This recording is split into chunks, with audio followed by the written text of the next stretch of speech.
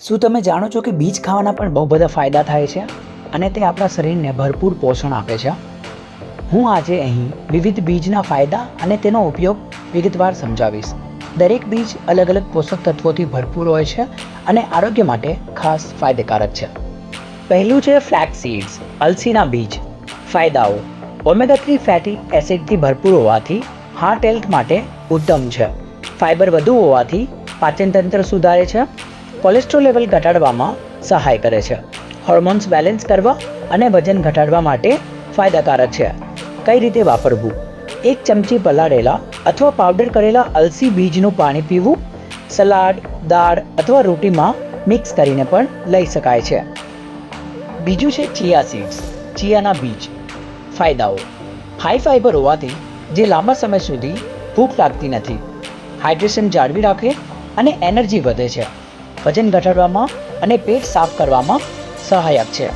હાડકાં માટે ઉત્તમ છે કેમ કે તેમાં કેલ્શિયમ વધુ પ્રમાણમાં હોય છે. કઈ રીતે વાપરવું? 1 ચમચી ચિયા સીડ્સ રાતે પાણીમાં પલાળીને રાખો અને સવારે પી જવું. સ્મૂધીઓ, દહીં અથવા ઓટ્સમાં પણ ઉપયોગ લઈ શકાય છે. ત્રીજું છે સેસમી સીડ્સ, તલના બીજ. ફાયદાઓ: કેલ્શિયમ અને ઝિંક વધુ હોવાથી હાડકાં માટે બેસ્ટ છે. ચામડી અને વાળ માટે ઉત્તમ છે. બ્લડ પ્રેશર અને હાર્ટ હેલ્થ માટે ફાયદાકારક છે. શરદી ખાંસી માટે ગરમ અસર કરે છે કેમ કે તેની તાસીર ગરમ છે. કઈ રીતે વાપરવું? રોટી, ચટણી અને લાડુમાં મિક્સ કરીને તમે યુઝ કરી શકો છો. પલાળેલા તલના બીજ ખાલી પેટે પાણી સાથે લેવાથી પણ હાડકામાં બહુ બધો લાભ થાય છે. ચોથું છે સબ્જા સીડ્સ, તકમરિયાના બીજ.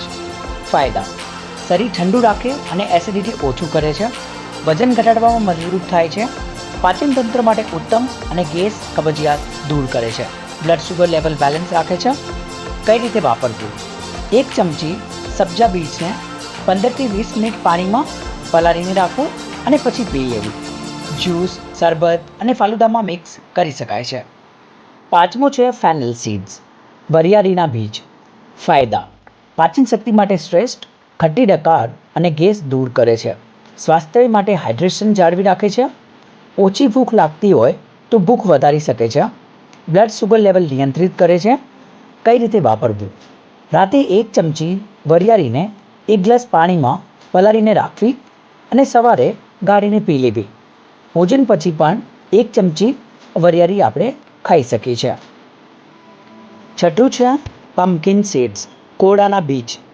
ફાયદા: વિટામિન્સ, મિનરલ્સ, પ્રોટીન અને એન્ટીઓક્સિડન્ટથી ભરપૂર જે ઇમ્યુનિટી વધારવામાં મદદ કરે છે.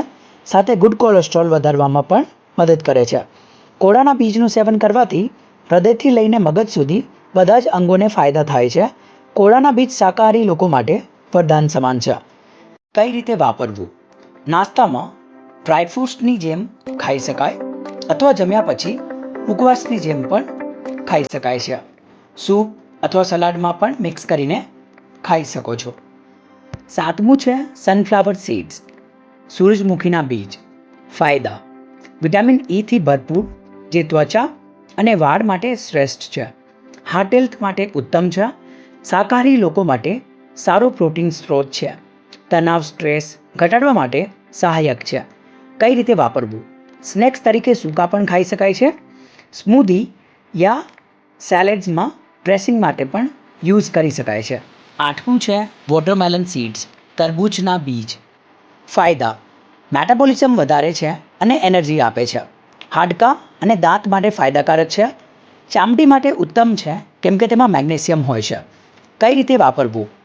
ડ્રાયફ્રૂટ્સ યા મુખવાસની જેમ પણ ખાઈ શકાય છે અથવા પલાળીને રાખો થોડા સમય માટે અને દૂધ સાથે મિક્સ કરીને પણ ખાઈ શકાય છે. નવમું છે લોટસ સીડ્સ, મખાનાના બીજ. ફાયદા: એન્ટીઓક્સિડન્ટથી ભરપૂર છે. હાડકાં માટે લાભદાયી છે. લાઇટ અને હેલ્ધી સ્નેક છે. કઈ રીતે વાપરવું? સૂકા મખાનાને રોસ્ટ કરીને નાસ્તા તરીકે ખાઈ શકાય છે અથવા પાવડર બનાવીને દૂધ સાથે પણ પી શકાય છે. જો તમે રોજ અલગ અલગ બીજને પાણીમાં પલાળીને પીવા ઈચ્છતા હો તો આ રીતે પ્લાન કરી શકો. સર્વશ્રેષ્ઠ બીજનું પાણી પીવાનું સિક્વન્સ આ પ્રમાણે રહેશે. સોમવારે અલસીનું પાણી, મંગળવારે ચિયાનું પાણી, બુધવારે સબ્જાનું પાણી, ગુરુવારે તલનું પાણી, શુક્રવારે વરિયાળીનું પાણી, શનિવારે કોળાના બીજનું પાણી અને રવિવારે મખાનાનું પાણી.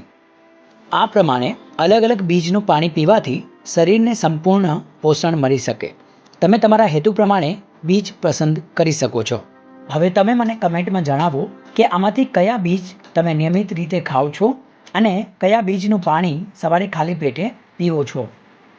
ઇન્ફોર્મેશન સારી લાગી હોય તો લાઇક, શેર અને કમેન્ટ કરતા જાજો. સાથે સબસ્ક્રાઈબ કરવાનું ભૂલતા નહીં.